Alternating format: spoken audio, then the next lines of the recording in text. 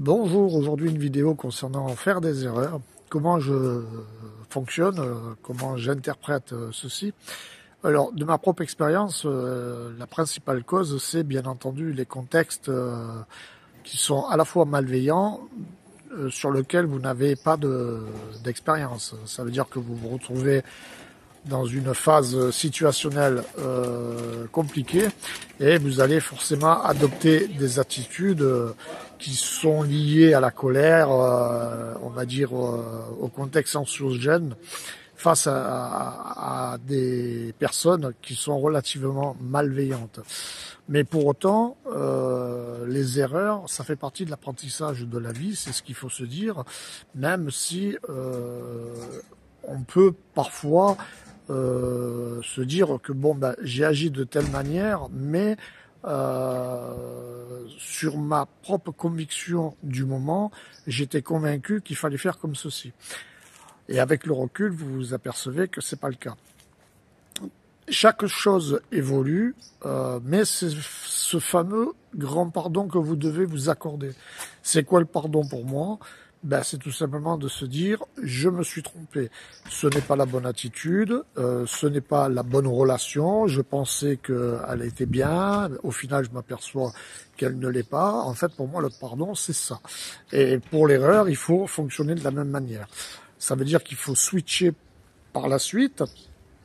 Éventuellement, si vous avez commis une faute, faire des excuses.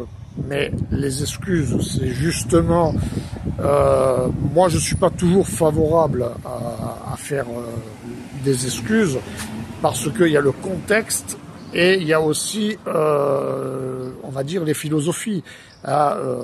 Sur une époque, vous êtes disputé avec une, on va dire, une amie. À ce moment-là, vous avez agi d'une certaine manière et par rapport au contexte, à la situation de l'époque, vous n'avez pas forcément mal agi.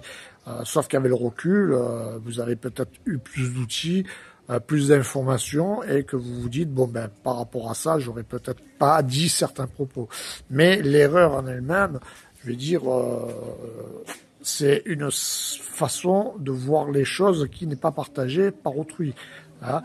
Et de faire des choses, des attitudes qui sont tout simplement pas, on va dire entre guillemets, honnêtes ou un peu malveillantes. Mais ce qui est important dans ces cas-là, c'est justement de se pardonner, de pardonner aussi aux autres. Alors pas surtout, parce que moi je ne suis pas favorable à pardonner à tout et n'importe quoi.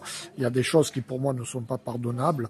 Par contre, se dire que je me suis trompé, ce n'est pas la bonne attitude, ce n'est pas la bonne personne, etc., c'est quelque chose qui pour moi est très important. Et c'est, je pense, l'axe fondateur vient de là.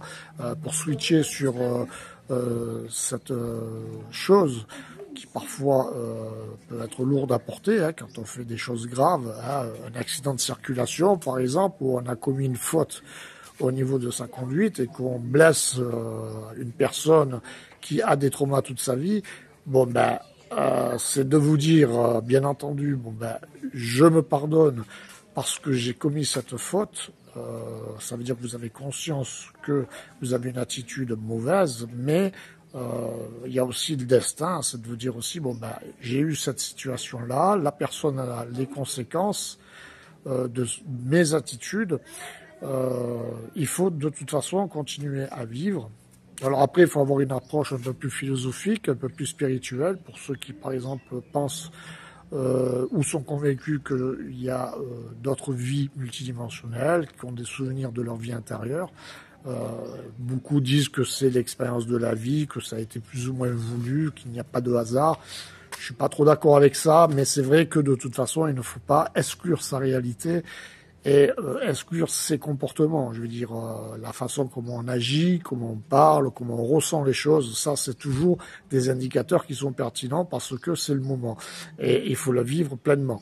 Et c'est surtout sur ça, et je conclurai la vidéo là-dessus, qu'il faut, entre guillemets, se baser pour se faire pardonner, pour accorder le pardon et pour passer à autre chose et en tirer les meilleures leçons possibles pour continuer notre vie. Allez, passez une bonne journée.